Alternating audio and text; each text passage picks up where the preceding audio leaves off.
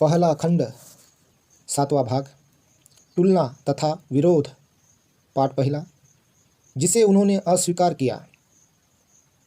दार्शनिक तथा धार्मिक विचार का सर्वेक्षण यह दर्शाता है कि जिस समय बुद्ध ने अपने शासन को प्रतिपादित किया उस समय कुछ विचारों ने लोगों के दिमाग को जकड़ लिया था। वे इस प्रकार थे: वेदों के अमोघ अचूक होने में विश्वास, आत्मा के मोक्ष अथवा मुक्ति में विश्वास अर्थात इसका पुनर्जन्म होने में विश्वास, धार्मिक अनुष्ठानों तथा कर्मकांडों तथा यज्ञ बलि की क्षमता को मोक्ष के साधन के रूप में मानने में विश्वास, चातुर्वर्ण्य व्यवस्था को सामाजिक संगठन के आदर्श के रूप में मानने में विश्वास, ईश्वर को सृष्टिकर्ता और ब्रह्म को विश्व का मुख्य मूलाधार मानने में विश्वास, आत्मा में विश्वास, आत्मा के संसरण अर्थात आत्मा के पुनर्जन्म में विश्वास, कर्म में विश्वास अर्थात पूर्व जन्म के कर्मों द्वारा इस जन्म में आदमी की स्थिति को निश्चित करने में विश्वास, अपने बुद्ध शासन के सिद्धांतों को स्थापित करने में बुद्ध ने इन परंपरागत मान्य विचारों को अपने ही ढंग से प्रतिपादित किया। निम्नलिखित विचारों को उन्होंने अस्वीकार कर किया। मैं कहाँ से आया हूँ, किधर से आया हूँ, मैं क्या हूँ, इस प्रकार व्यर्थ की निराधार कल्पना को बेकार बताया। उन्होंने आत्मा के अनधिकृत मत को अस्वीकार किया। उन्होंने आत्मा को न शरीर, न वेदनाएं, न संज्ञा, न संस्कार और न विज्ञान ही माना। उन्होंने कुछ धार्मिक उपदेशकों द्वारा प्रतिपादित सभी उच्छेदवादी मतों का बहिष्कार किया। उन्होंने नास्तिकों के मतों की निंदा की। उन्होंने इस सिद्धांत को नहीं माना कि विश्व विकास के आरंभ का ज्ञान विदित है। उन्होंने इस सिद्धांत का खंडन किया कि ईश्वर ने आदमी का निर्माण किया था अथवा वह किसी ब्रह्म के शरीर में से निकला था। उन्होंने आत्मा के अस्तित्व की सदैव उपेक्षा की अथवा उसे अस्वीकार किया। 2.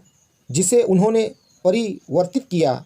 उन्होंने कार्य कारण के महान नियम को उसके उप सिद्धांतों सहित प्रतीत्य समुत्पाद के रूप में मान्य ठहराया। उन्होंने जीवन के निराशाजनक भाग्यवादी दृष्टिकोण का खंडन किया और साथ ही इस मूर्खतापूर्ण दृष्टिकोण का भी खंडन किया कि किसी ईश्वर ने पहले से निश्चित कर दिया था कि आदमी और संसार के साथ क्या घटित होना है। उन्होंने इस सिद्धांत को भी अस्वीकार कर दिया कि कुछ पूर्व जन्मों में किए गए कर्मों में दुख और कष्ट उत्पन्न करने की तथा वर्तमान कार्यों को दुर्बल निष्क्रिय बना देने की सामर्थ्य होती है। उन्होंने कर्म के इस निराशाजनक भाग्यवादी दृष्टिकोण का त्याग किया। उन्होंने पुराने कर्मवाद के स्थान पर एक अधिक वैज्ञानिक कर्म सिद्धांत की स्थापना की। अंततः उन्होंने पुरानी बोतल में नई सुरा भरने जैसा काम किया। संसरण अर्थात आत्मा के एक शरीर से निकल कर दूसरे में जाने की बात के स्थान पर संसरण रहित पुनर्जन्म के सिद्धांत को स्वीकार किया। उन्होंने मोक्ष अथवा आत्मा की मुक्ति के सिद्धांत के स्थान पर निर्वाण के सिद्धांत की स्थापना की। इस प्रकार बुद्ध शासन अपनी मौलिकता लिए हुए है।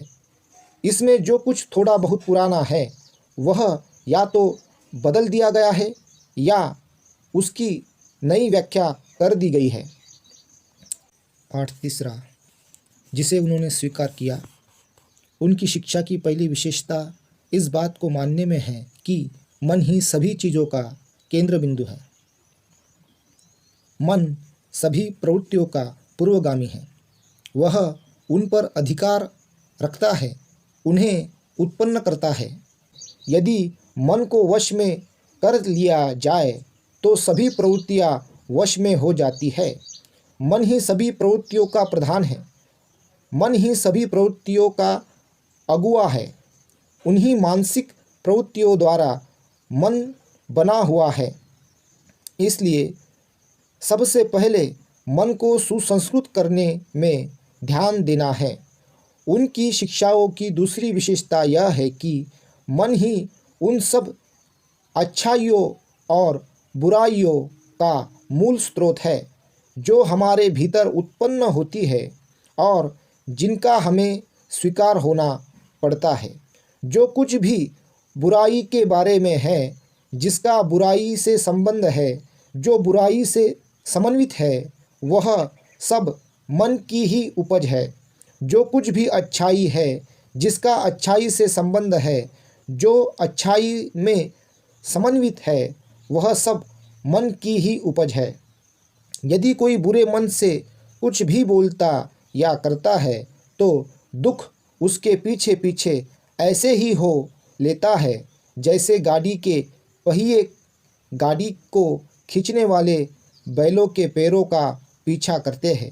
इसलिए अपने चित्त को निर्मल बनाए रखना ही धम्म का सार है। उनकी शिक्षाओं की तीसरी विशेषता है सभी पाप कर्मों से दूर रहना।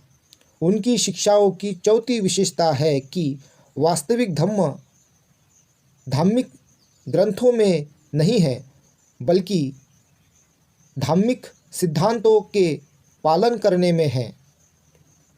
क्या कोई कह सकता है कि बुद्ध का धम्म उनका स्वयं का आविष्कार कृति नहीं था?